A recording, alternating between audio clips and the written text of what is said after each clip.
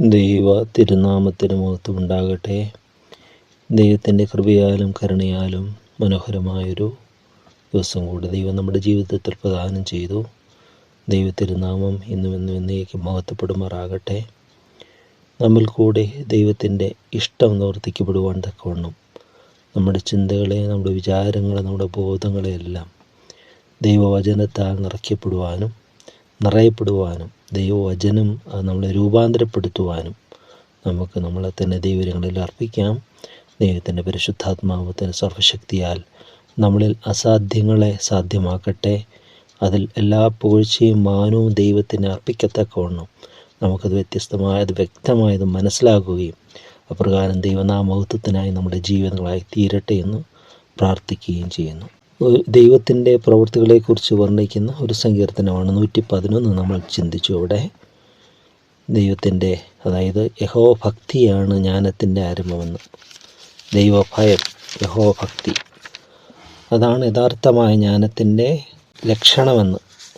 നമ്മുടെ ബുദ്ധിയെ ഭക്തി കൊണ്ട് പൊതിയണമെന്ന് നമുക്ക് നമ്മൾ ചിന്തിക്കുകയുണ്ടായി.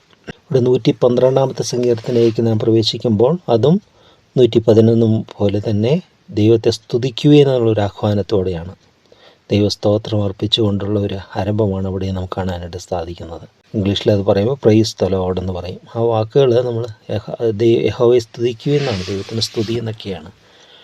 പക്ഷേ അത് നമ്മൾ ചിലരൊക്കെ ഉപയോഗിച്ച് അതിനെ ഒരു അരോചകത്വം വരുത്തുവാനായിട്ട് ശ്രമിക്കുന്നുണ്ട്. ഇല്ല, അത് എല്ലാവർക്കും പറയാവുന്ന ഒരു വാക്കാണ് യഹോവയെ സ്തുതി. പ്രൈസ് ദി ലോർഡ് എന്ന് പറയുന്ന ഒരു വാക്ക്, ദൈവത്തെ സ്തുതിക്കുക എന്ന് പറയാം. ഇവിടെ 112 സങ്കീർത്തനം നീതിമാന് വരുന്ന അനുഗ്രഹങ്ങൾ, നേരുള്ളവർക്ക് എന്താണ് സംഭവിക്കുന്നതെന്നുള്ള വ്യാഖ്യാനമാണ് ഇവിടെ കാണാനായിട്ട് പറ്റുന്നത്. ദുഷ്ടന്മാർക്ക് വരുന്ന പ്രതിഫലം അവിടെ കാണുന്നുണ്ട്. ദുഷ്ടന്മാർക്ക് എന്ത് സംഭവിക്കുമെന്നവിടെ കാണുന്നുണ്ട്. ഒന്നാമത്തെ വാക്യം നമ്മൾ കാണുന്നു, യഹോവയെ സ്തുതിക്കുവിൻ, യഹോവയെ ഭയപ്പെട്ട് അവൻ്റെ കൽപ്പനകളിൽ ഏറ്റവും ഇഷ്ടപ്പെടുന്ന മനുഷ്യൻ ഭാഗ്യവാൻ. ഇവിടെ ഈ ഭയമെന്ന് പറയുന്നത് ഒരു നെഗറ്റീവ് ആസ്പെക്റ്റിലല്ല. ഭയമെന്ന് പറയുന്നത് ഒരു ക്രൂരനായൊരു മനുഷ്യനെ ഭയപ്പെടുന്ന പോലെ, അല്ലെങ്കിൽ ദേശത്തൊരു ദുഷ്ടൻ എഴുന്നേറ്റുണ്ട്, ഒരു ഗുണ്ട, അല്ലെങ്കിൽ അങ്ങനെ ഒരു ദുഷ്കൃത്യം ചെയ്യുന്നവനായൊരു മനുഷ്യനെ ഭയപ്പെടുന്ന രീതിയിലുള്ളതല്ല ഈ ഭയമെന്ന് പറയുന്നത്. ദ ഫിയർ ഓഫ് ഗോഡ് എന്ന് പറയുന്നത് ദൈവമഹത്വത്തെ അറിഞ്ഞുകൊണ്ടുള്ളതായ ഒരു റെവറൻറ്റ്, ഒരു ഭക്തിയുള്ള ഒരു ഭയമാണ്. ഭക്തി യഥാർത്ഥത്തിൽ ഭക്തി എന്ന് തന്നെ അതിന് ട്രാൻസ്ലേറ്റ് ചെയ്യുന്നുണ്ടല്ലോ അല്ലേ. യഹോവയെ ഭയപ്പെട്ട്, happy are those who fear the Lord. അപ്പോൾ ആ ഒരു സ്നേഹത്തിൽ ഉള്ള സ്നേഹത്തിന് ഭയമില്ല എന്നൊരു വാക്യം ബൈബിളിലുണ്ട്. പക്ഷെ ഇവിടെ പറയുന്ന ഭയമെന്ന് പറയുന്ന ഒരു റെവറൻറ്റ്, ഒരു വിശുദ്ധമായൊരു ഒരു ആദരവ്, ദൈവത്തോടുള്ള ആ ഒരു ദൈവികത്വത്തിൻ്റെ ആ മഹത്വത്തെക്കുറിച്ചുള്ള ഒരു അണ്ടർസ്റ്റാൻഡിങ്, പൂർണ്ണമായിട്ടല്ല, നമുക്കറിയാവുന്ന രീതിയിൽ. അപ്പോൾ അതിനെക്കുറിച്ച് നമുക്ക് ആ ഒരു ഉണ്ടല്ലോ, ഒരു ഉന്നതനായൊരു മനുഷ്യനെ സ്നേഹത്തോടെ നമ്മൾ ആദരവോടെ കാണുന്നു. ആദരവ് എന്നൊക്കെയാണ് അതിന് പറയാനായിട്ട് സാധിക്കും. ഇവിടെ പറയുകയാണ്, യഹോവയെ ഭയപ്പെട്ട്, അങ്ങനെ ഭയപ്പെടുമ്പോൾ അവൻ്റെ കൽപ്പനകളിൽ ഏറ്റവും ഇഷ്ടപ്പെടുന്ന മനുഷ്യൻ ഭാഗ്യവാൻ. ഇഷ്ടപ്പെടുക, അപ്പോൾ ഇവിടെ ഭയമുണ്ടെങ്കിൽ ഇഷ്ടം വരത്തില്ല. മുമ്പ് പറഞ്ഞ പോലെ സ്നേഹത്തിൽ ഭയമില്ല എന്ന് പറയുന്നില്ലേ. അപ്പോൾ ഇവിടെ ഇത് തെറ്റായ ഭയമാണെങ്കിൽ ഇവിടെ ഇഷ്ടപ്പെടേണ്ട ആവശ്യമില്ല. ഇവിടെ ഇഷ്ടപ്പെടുക. ഇഷ്ടപ്പെടുന്ന പറഞ്ഞാൽ ഒരു കുഞ്ഞുങ്ങൾക്ക് അപ്പനോട് തോന്നുന്ന ഒരു ആദരവ്, ബഹുമാനം, ഒരു ഗുരുവിനോട് തോന്നുന്ന ഒരു ബഹുമാനം അല്ലേ, അവർ ഇഷ്ടപ്പെടുകയാണ്. അവർ പറയുന്നതൊക്കെ ഇഷ്ടപ്പെടുക. പക്ഷേ അവരുടെ ആ ഗ്രേറ്റ്നെസ് അനുസരിച്ച് അവരോടുള്ള ഒരു അതിയായ ഒരു ബഹുമാനം എന്നൊക്കെ വേണമെങ്കിൽ പറയാം. അതാണ് ദൈവത്തോട്. അപ്പോൾ എത്രമാത്രം നമുക്കത് അങ്ങനെ ഇഷ്ടപ്പെടുമ്പോൾ അവൻ്റെ കൽപ്പനകൾ ഇഷ്ടപ്പെടുന്ന മനുഷ്യൻ ഭാഗ്യവാൻ.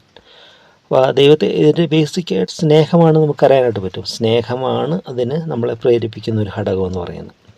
കൽപ്പന എന്നെ സ്നേഹിക്കുന്നവൻ എൻ്റെ കൽപ്പനകൾ പ്രമാണിക്കുമെന്ന് കർത്താവ് പറയുന്നുണ്ട് യോഹന്നാൻ്റെ സുവിശേഷത്തിൽ. എന്നെ സ്നേഹിക്കുന്നവൻ എൻ്റെ കൽപ്പനകൾ പ്രമാണിക്കും എന്നോട് പറയുന്നു. അപ്പോൾ തീർച്ചയായിട്ടും അതൊരു ഫിയർ എന്ന് പറയുന്നത്, യഹോവയെ ഭയപ്പെടുക എന്ന് പറയുന്നത് തെറ്റായൊരിതല്ല. അങ്ങനെ ഭയമുണ്ടെങ്കിൽ ഒരിക്കലും കൂടെ വസിക്കാൻ ആഗ്രഹിക്കുകയില്ലല്ലോ. എന്നാൽ ഇവിടെ സ്നേഹത്തിലുള്ള ആ ഒരു ആദരവ് എന്നതിന് വ്യാഖ്യാനിക്കാനായിട്ട് സാധിക്കും. മനസ്സിലായെന്ന് വിചാരിക്കുന്നു. അത് അതിൻ്റേതായ അർത്ഥത്തിൽ അതെടുക്കണം. അങ്ങനെ അല്ലാതെ കണ്ടതിനും തൊട്ടതിനും ഒക്കെ നമ്മൾ കുറ്റം പറയുന്ന ഒരു വടിയുമായിട്ട് നടക്കുന്ന ഒരു വ്യക്തിയെ പോലെ ദൈവത്തെ കാണരുത് നമ്മൾ. അങ്ങനെ ഇല്ല. ദൈവം നീതിമാനാണ്, അവൻ മോക്ഷത്തെ നോക്കാത്തവനാണ്, അവൻ കരുണയുള്ളവനാണ്, കൃപയാണ്, ദീർഘക്ഷമയാണ്, ദയയാണ്, എല്ലാമാണ് ദൈവം. ഇവിടെ തുടർന്ന് നമ്മൾ വായിക്കുന്നു, അവൻ്റെ സന്തതി ഭൂമിയിൽ ബലപ്പെട്ടിരിക്കും, നേരുള്ളവരുടെ തലമുറ അനുഗ്രഹിക്കപ്പെടും. അവൻ്റെ സന്തതി ഭൂമിയിൽ ബലപ്പെട്ടിരിക്കും, നേരുള്ളവരുടെ തലമുറ അനുഗ്രഹിക്കപ്പെടും. അത് തലമുറകളിലേക്ക് നിലനിൽക്കുന്ന അനുഗ്രഹത്തെക്കുറിച്ചാണ് ഇവിടെ പറയുന്നത്. പിന്നെ നേരുള്ളവരുടെ തലമുറ അനുഗ്രഹിക്കപ്പെടും. യഹോവ നീതിമാന്മാരുടെ തലമുറയിൽ ഉണ്ടല്ലോ എന്ന് തിരുവെഴുത്ത് നമ്മൾ വായിക്കുന്നു. സങ്കീർത്തനത്തിൽ തന്നെ 14-ലും 52-ലും യഹോവ നീതിമാന്മാരുടെ തലമുറയിലുണ്ടല്ലോ. അങ്ങനെയാകുമ്പോൾ ദൈവത്തെ അന്വേഷിക്കണമെങ്കിൽ എവിടെയാണ് ദൈവത്തിൻ്റെ അഡ്രസ്സ്? എവിടെ നോക്കണം? നീതിമാന്മാരുടെ തലമുറയിൽ ചെല്ലണം. മത്തായി സുവിശേഷത്തിലൊക്കെ വംശാവലിയൊക്കെ എഴുതുമ്പോൾ നമ്മളിവിടെ കാണുന്നുണ്ട് നീതിമാന്മാരുടെ തലമുറ. അവരിൽ ദൈവം ഉണ്ടായിരുന്നു. അപ്പോൾ ദൈവത്തെ അറിയുന്നത് അവരുടെ അടുക്ക് ചെല്ലണം. എൻ്റെ അഡ്രസ്സിൽ അറിയപ്പെടുന്ന ദൈവം, അതാണ് ഏറ്റവും ഉന്നതമായ ദൈവത്തിൻ്റെതാണ് ഞാൻ. അതോടൊപ്പം തന്നെ എൻ്റെ ഇതിൽ കെയർ ഓഫിൽ അറിയപ്പെടാൻ ആഗ്രഹിക്കുന്ന ദൈവം എന്ന് പറഞ്ഞാൽ എന്താണ്? എന്നിൽ കൂടെ ദൈവനാമം മഹത്വപ്പെടണമെന്നാണ്. ദൈവം അതിനാണ് നമ്മളെ വിളിക്കുന്നത്, ദൈവത്തിൻ്റെ സാക്ഷികളാകാനായിട്ട്. കർത്താവേ, എനിക്ക് ആ മഹാഭാഗ്യം തരണമേ, ആ ഭാഗ്യാവസ്ഥയിൽ കൂടെ എന്നെ നടത്തണമേ. നമുക്ക് അനുദിനം അനുനിമിഷം പ്രാർത്ഥിക്കാം. നിൻ്റെ പരിശുദ്ധ നാമത്തിൽ കൂടെ വിശുദ്ധീകരിക്കപ്പെടണമേ, നിൻ്റെ നാമം മഹത്വപ്പെടണമേ. കർത്താവേ, നിൻ്റെ ശക്തി വെളിപ്പെടണമേ. അതിനായിട്ട് നമുക്ക് ദൈവസന്നിധിയിൽ നമ്മൾ തന്നെ അർപ്പണം ചെയ്യാം. ഇവിടെ പറയുകയാണ് നേരിലൂടെ തലമുറയിൽ ദൈവമുണ്ട്, യഹോവയുണ്ടെന്നാണ് പറയുന്നത്. അപ്പോൾ ആ ദൈവത്തെ ദൈവത്തിൻ്റെ ഒരു അഡ്രസ്സ് അതാണ്, നേരുള്ളവരുടെ ജീവിതം. അത് ദൈവത്തെ സാക്ഷിക്കുന്നതാണ്. ഇനി അങ്ങനെയുള്ളവരുടെ ജീവിതത്തിൽ എന്താ സംഭവിക്കുന്നത്? 3-ാമത്തെ വാക്യം, ഐശ്വര്യവും സമ്പത്തും അവൻ്റെ വീട്ടിലുണ്ടാകും, അവൻ്റെ നീതി എന്നേക്കും നിലനിൽക്കുന്നു. ഐശ്വര്യവും സമ്പത്തും അവന് wealth and riches are in their houses and their righteousness endures for ever. ദുഷ്ടന്മാർക്കും അങ്ങനെ അന്യായത്താൽ ഉണ്ടാക്കുന്നവരൊക്കെ ഉണ്ട്. പക്ഷേ ഞാൻ ഒരു യൂതനെക്കുറിച്ച് കേട്ടിട്ടുണ്ട്. അവൻ പറയുകയാണ്, എനിക്ക് താങ്ങാവുന്നതിലധികമാണ് എൻ്റെ ധനസമൃദ്ധി എന്ന് പറയുന്നത്. ഞാൻ എൻ്റെ ഞെരുങ്ങുകയാണെന്ന് പറയുന്നത്. ഒരു അരിഷ്ട മനുഷ്യനേക്കാൾ അരിഷ്ടനായ മനുഷ്യൻ മാറി എന്ന് പറയുന്നത്. അതുകൊണ്ട് ആവശ്യത്തിലേക്കും ധനമെല്ലാം കിട്ടിയാൽ എന്തെങ്കിലും ലഭിക്കുമെന്ന് നമ്മൾ ചിന്തിക്കരുത്. ഒരു ധനവാൻ ഏറ്റവും കൂടുതൽ സന്തോഷവാനാണ് നമ്മൾ ചിന്തിക്കരുത്. അവൻ്റെ ഇപ്പോൾ ഒരു ജോലി, ഒരു 10 ജോലിക്കുള്ള ആളുള്ള ഒരു വ്യക്തിയുടെ ബേർഡനല്ല ഒരു 200 പേർക്കുള്ളത്. അവൻ്റെ വാസ്തവ കുടുംബം അവൻ്റെ ബേർഡനും കൂടിയാണ്, അവർ ഭാരവും കൂടിയാണ്. ആ ഭാരത്തിൻ്റെ കീഴിൽ ഞെരുങ്ങിപ്പോകുന്നവരുണ്ട്. ജീവിതത്തിന് ഒന്നും ആസ്വദിക്കാൻ കഴിയാതെ ഇത് വീർപ്പുമുട്ടി ജീവിതം തീർക്കുന്നവരുണ്ട്. അപ്പോൾ ദൈവത്തോട് കൂടെയുള്ള സമ്പത്ത്, ദൈവം തരുന്ന അനുഗ്രഹിക്കപ്പെട്ട സമ്പത്ത് ഒരു നീതിമാന് ലഭിക്കുമ്പോഴാണ്, അതാണ് ഭാഗ്യാവസ്ഥ എന്ന് പറയുന്നത്. ആ ധനം കൊണ്ട് എന്ത് ചെയ്യണമെന്ന് അല്ലേ? ഒരു ഭ്രാന്തനായ ഒരു മനുഷ്യൻ്റെ കയ്യിൽ ഒരു വാള് കിട്ടിയാൽ എങ്ങനെ ഇരിക്കും? അവനത് എങ്ങനെ ഉപയോഗിക്കുമെന്ന് അറിയാൻ പറ്റില്ല. എന്തെല്ലാം ഉപദ്രവങ്ങൾ അതിൽ നിന്ന് വരും. എന്നാൽ വിവേകത്തോടെയാണ് ഒരു വാള് അല്ലെങ്കിൽ ഒരു കത്തി, അത് വിവേകത്തോടെ ഉപയോഗിച്ചാൽ നല്ലതാണ്. അതിന് അവകരണം നല്ലതാണ്, വിവേകം വിത്ത് വിസ്ഡം. അപ്പോൾ ധനം ആർജിക്കുന്നവർ, തെറ്റായ രീതിയിലൊക്കെ ആർജിക്കുന്നവർക്ക് അത് എങ്ങനെ ഉപയോഗിക്കണമെന്നറിയില്ല. അതവരുടെ നാശത്തിന് അല്ലെങ്കിൽ അവരുടെ തലമുറകൾക്ക് തന്നെ നാശത്തിന് കാരണമായി തീരുന്നതാണ് കണ്ടത്. അവർ സമ്പത്ത് ആർജിക്കുന്നു, അനുഭവിക്കുന്നവർ അറിയുന്നില്ല, അത് നിലനിൽക്കും തോന്നുന്നില്ല. പിൻവരുന്ന തലമുറ അത് മുഴുവൻ നശിപ്പിച്ച് കളയുന്നതായിട്ട് ദൃഷ്ടാന്തങ്ങൾ നമ്മൾ ഒത്തിരി കാണുന്നുണ്ട്. അപ്പോൾ നമുക്ക് എന്താണ് വേണ്ടത്? ദൈവത്തോടുകൂടിയുള്ള ഐശ്വര്യപരമായ അനുഗ്രഹ സമ്പത്ത്, അത് ദൈവത്തിൻ്റേതാണെന്ന് ആ ബോധ്യം നമുക്ക് വരും. അപ്പോൾ ദൈവികമായ കാര്യങ്ങൾക്ക് നമുക്ക് ഉപയോഗിക്കാനായിട്ട് സാധിക്കും. ഐശ്വര്യ സമ്പത്ത് അവൻ്റെ വീട്ടിലുണ്ടാകും, അവൻ്റെ നീതി എന്നേക്കും നിലനിൽക്കും. അതിലൊക്കെ ഒരു റൈച്ചിയസ്നെസ് ഉണ്ട്, നീതിയുണ്ട്, അന്യായമില്ല, ദുർനീതിയില്ല, ദുഷ്ടതയില്ല. അതുകൊണ്ട് അവൻ മറ്റുള്ളവരുടെ ദോഷത്തിന് വേണ്ടി ഉപയോഗിക്കുന്നില്ല. ചിലരുണ്ടല്ലോ പണത്തിൻ്റെ മോടിയിൽ, അതിൻ്റെ തിമിർപ്പിൽ എന്തും അഹങ്കാരം പ്രവർത്തിക്കുന്നവർ, സാധുക്കളെ ഉപദ്രവിക്കുന്നവർ, നിയമത്തോട് എതിർക്കുന്നവർ, എന്തും വരട്ടെ ഞാൻ നോക്കിക്കൊള്ളാം, അതൊക്കെ ഇത്രത്തോളം പോകും. അത് കഴിയുമ്പോൾ അതൊക്കെ നാശത്തിന് മുഖാന്തരം പോയി. ദുഷ്ടൻ സ്വാദേശികമായ പച്ചവൃക്ഷം പോലെ തഴയ്ക്കുന്നത് കണ്ടിട്ടുണ്ട്. പിന്നീട് പോയപ്പോൾ അവൻ അതിലില്ല, അവിടെ ഇല്ല. ദുഷ്ടൻ അങ്ങനെ ഈ കൂണ് മുളച്ചു വരുന്ന പോലെ പെട്ടെന്ന് മുളച്ചു വരുന്നവരുണ്ട്. സഡൻ റിച്ച് മാൻ, പെട്ടെന്ന് ധനികരാകുന്നവർ, അവർക്ക് തന്നെ ഫ്രസ്ട്രേറ്റഡായി പോകും. അവർക്ക് അറിയത്തില്ല എന്ത് ചെയ്യണം. അങ്ങനെ ഭയങ്കര പ്രശ്നമായ ജീവിതം നമ്മൾ പുറമേ കാണുന്നത് പോലെയല്ല. അതുകൊണ്ട് ദൈവമുണ്ടോ, ദൈവിക സമാധാനത്താൽ നിറഞ്ഞ് ദൈവനീതിയാൽ, ദൈവവിവേകത്താൽ നമുക്ക് ആ സമ്പത്ത് വിനിയോഗിക്കാനായിട്ട് സാധിക്കണം. ദൈവം തരുന്നതാണെന്നുള്ള ബോധത്തിൽ, എൻ്റെയല്ല, ദൈവം തരുന്നതാണ്. അത് ദൈവികമായ ഉദ്ദേശത്തോടെ, ദൈവേഷ്ടത്തോടെ നമ്മൾ വിനിയോഗിക്കുമ്പോൾ നമുക്കും മറ്റുള്ളവർക്കും എല്ലാം അത് അനുഗ്രഹമായിട്ട് മാറും. അവൻ്റെ വീട്ടിൽ ഐശ്വര്യം നീതി അവൻ്റെ വീട്ടിൽ അവൻ്റെ നീതി എന്നേക്കും നിലനിൽക്കുന്നു. തുറന്നു വായിക്കുകയാണ്, നേരുള്ളവർക്ക് ഇരുട്ടിൽ വെളിച്ചമുദിക്കുന്നു, അവൻ കൃപയും കരുണയും നിറഞ്ഞ നീതിയുമുള്ളവനാകുന്നു. കൃപ തോന്നി വായ്പ കൊടുക്കുന്നവൻ ശുഭമായിരിക്കും, വ്യവഹാരത്തിൽ അവൻ നിന്റെ കാര്യം നേടും. നേരുള്ളവർക്ക് ഇരുട്ടിൽ വെളിച്ചമുദിക്കുന്നു. ഒരു സുറിയാനി ഗീതത്തിൻ്റെ ട്രാൻസ്ലേഷൻ ഉണ്ട്. ഗീതം ഇങ്ങനെയാണ്: റജ്ജുമതികൾക്കിരുളിൽ ദ്യുതിയുളവായി ദ്യുതിയുദയം ചെയ്തവനെ. റജ്ജുമതികൾക്ക്, അത് ഈ വാക്യമാണ് എൻ്റെ ബേസിക്ക്. റജ്ജുമതികൾക്ക്, നേരുള്ളവർക്ക് ഇരുട്ടിൽ വെളിച്ചമുദിക്കുന്നു. മീഖാപ്രവചനത്തിൻ്റെ പുസ്തകത്തിൻ്റെ അവസാനത്തിൽ ഇത് പറയുന്നുണ്ട്: ഞാൻ ഇരുട്ടത്തിലിരുന്നാലും യഹോവ എനിക്ക് വെളിച്ചമായിരിക്കും, എൻ്റെ ശത്രുവായവളെ എന്നതിനെ ചൊല്ലി സന്തോഷിക്കേണ്ട, ഞാൻ വീണാലും എഴുന്നേൽക്കുമെന്നൊക്കെ പോസിറ്റീവായിട്ട് അവിടെ പറയുന്ന ചില വാക്യങ്ങളുണ്ട്. ഇവിടെ പറയുകയാണ് എന്താണ്, നേരുള്ളവർക്ക് ഇരുട്ടിൽ വെളിച്ചമുദിക്കും. അവർ വെളിച്ചമൊരിക്കും, നേരുള്ളവർക്ക് ഇരുട്ടിൽ വെളിച്ചമുദിക്കും.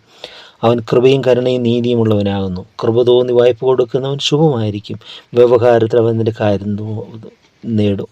കൃപ തോന്നി വായ്പ കൊടുക്കുന്നവൻ ശുഭമായിരിക്കും, വ്യവഹാരത്തിൽ അവൻ നിന്റെ കാര്യം നേടും. കൃപ തോന്നി വായ്പ കൊടുക്കുക, അതല്ല മറ്റുള്ളവരെ അടിമപ്പെടുത്താനൊക്കെ അങ്ങനെ ചെയ്യുന്നവരുണ്ട്. ചില ഒരു ദേശത്തെക്കുറിച്ച് കേട്ടു, അവിടെ ലോൺ എല്ലാവർക്കും, സ്ത്രീകൾക്കൊക്കെ ലോൺ ഇത് ചെയ്യുകയാണ്, എല്ലാവർക്കും വീട് വെക്കാനും ഒക്കെ. അത് കഴിഞ്ഞിട്ട് അവർക്ക് അത് അടയ്ക്കാൻ പറ്റാതെ അവരെ അടിമകളാക്കുകയാണ്. അവർക്ക് തിരിച്ചടയ്ക്കാൻ പറ്റത്തില്ല അത്. അപ്പോൾ അവർ അടിമകളായി മാറുകയാണ്. അതൊക്കെ ആദ്യം നോക്കുമ്പോൾ അതാണ് നല്ലൊരു പ്രവൃത്തിയാണെന്ന് തോന്നും. പക്ഷേ അവരുടെ ടാക്ടിക്സ്, അവരുടെ തന്ത്രമാണ് മനുഷ്യരെ അടിമപ്പെടുത്താനുള്ള. അപ്പോൾ പണം തിരിച്ചടയ്ക്കാൻ വരാതെ വരുമ്പോൾ അവർ വിധേയത്വപ്പെടും, അവർ പറയുന്ന പോലെ കേൾക്കേണ്ടി വരും. എന്തെല്ലാം ദുഷ്ടകൾ നിറഞ്ഞ ഒരു ലോകം നമ്മൾ ചിന്തിക്കുക.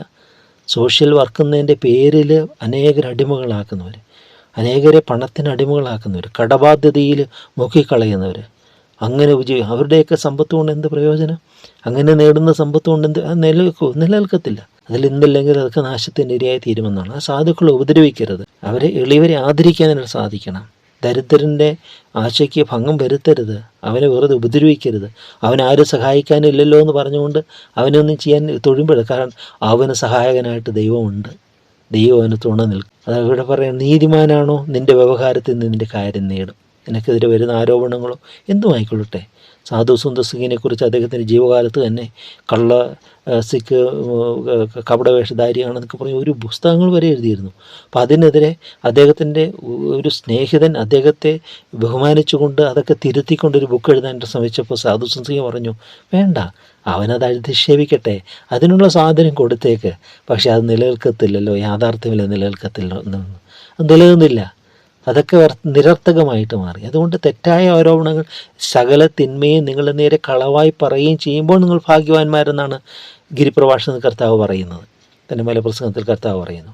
അതുകൊണ്ട് പറയുന്നവർ പറയട്ടെ, നമ്മുടെ ജീവിതം ദൈവസന്നദ്ധയിൽ നേരുള്ളവരായിരിക്കാൻ, നമ്മുടെ കുറവുകൾ തിരിച്ചറിഞ്ഞ കുറ്റങ്ങളെല്ലാം തിരുത്താനും നമ്മുടെ ജീവിതത്തിൽ ഒരു ശുദ്ധീകരണത്തിനുള്ള പ്രക്രിയയ്ക്ക് നമുക്കെപ്പോഴും മനസ്സുള്ളവരുമായിട്ട് ദൈവത്തിന് എളിമപ്പെടാം. അപ്പോൾ ദൈവം നമ്മളെ അനുഗ്രഹിക്കും.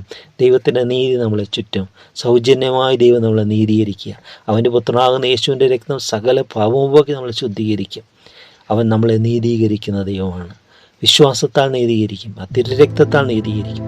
നമ്മുടെ ദൈവസന്നിധിയിലേക്ക് അടുത്തെല്ലാം ഈ നേരുള്ളവരുടെ തലമുറയിൽ നമുക്കുമാകാം. നമ്മുടെ തലമുറയിൽ ദൈവത്തെ കണ്ടെത്തുവാൻ മറ്റുള്ളവർക്കിടയാകട്ടെ. സ്നേഹവാനായ ദൈവമേ, നന്ദിയോടെ ഞങ്ങൾ നിന്നെ സ്തുതിക്കുന്നു. നേരിട്ടുള്ളവർക്ക് ഇരുട്ടിൽ വെളിച്ചമുദിക്കുന്നു എന്ന തിരുവചനം ഞങ്ങൾ ഓർക്കുന്നപ്പാ. അവിടുന്നാണ് സത്യ വെളിച്ചം. ഞങ്ങളുടെ ജീവിതങ്ങൾ പ്രശോഭിതമാകുവാൻ തക്കോണം. ഇരുൾ കൂടെ കടന്നുപോയാലും ഞാൻ ഇരുട്ടത്തിരുന്നാലും യഹോവ എനിക്ക് വെളിച്ചമായിരിക്കും എന്ന് പറയുവാൻ, ഇരുട്ട് പോലും നിനക്ക് മറവായിരിക്കാത്ത ഒരു ദൈവം, രാത്രി പകൽ പോലെ പ്രകാശിക്കുന്ന അവിടുത്തെ സാന്നിധ്യത്തിനായി ഞങ്ങൾ അങ്ങേ സ്തുതിക്കുന്നു. സകലത്തെയും നിർമ്മിച്ചും ക്രമീകരിച്ചും പരിപാലിക്കുന്നവനുമായ ദൈവമേ, അവിടുത്തെ തൃക്കരങ്ങൾ ഞങ്ങളുടെ ജീവിതങ്ങൾ സമർപ്പിക്കുന്നു. തിരുവിഷ്ടം പോലെ ഞങ്ങളെ മെലയണമേ, ഞങ്ങൾ അനുഗ്രഹിക്കണമേ, വാഴ്ത്തണമേ. തിരുനാമൻ കൂടെ മഹത്വപ്പെടുത്തണം, മഹത്വത്തോട് നിന്ന് മാത്രം എടുക്കണം. ആമേൻ. മുട്ടുന്നു നാഥ നിൻ വാതിൽക്കൽ, പൊട്ടുന്ന ജീവിത വേളകളിൽ പെട്ടെന്നുത്തരമേകി എന്നെ പൊട്ടിടാതെന്നെ കാത്തിടമേ. മുട്ടം നൊന്തരികയിൽ എന്നരുളി നീ എന്റെ ഇടയനായി തീർന്നതിനാൽ മുട്ടിന്മേൽ ഞാൻ ഇന്നു നേടിടുന്നു. കേടൊന്നും കൂടാതെ കാത്തിടണേ. പട്ടണത്തിൽ നീ അനുഗ്രഹിക്കപ്പെടും, വീട്ടിൽ കൊട്ടയും വട്ടിയും അനുഗ്രഹമേകും. വെട്ടിടാതെ വാഗ്ദത്തം ചൊല്ലി ഞാൻ ഇന്നു മുട്ടുപ്പായി കേഴുന്നു. വാക്കുമാറാത്ത നീ കെട്ടിപ്പിടിച്ചു നിൻ പാദമുത്തുന്നു. വിട്ടിടാതെ നീ രക്ഷിടണേ. പെട്ടുപാടുകൾ എന്നെ വീണ്ടിടാനായി ക്രൂശിൽ കെട്ടായവെന്നും ഞാൻ നിൻ വകയല്ലോ.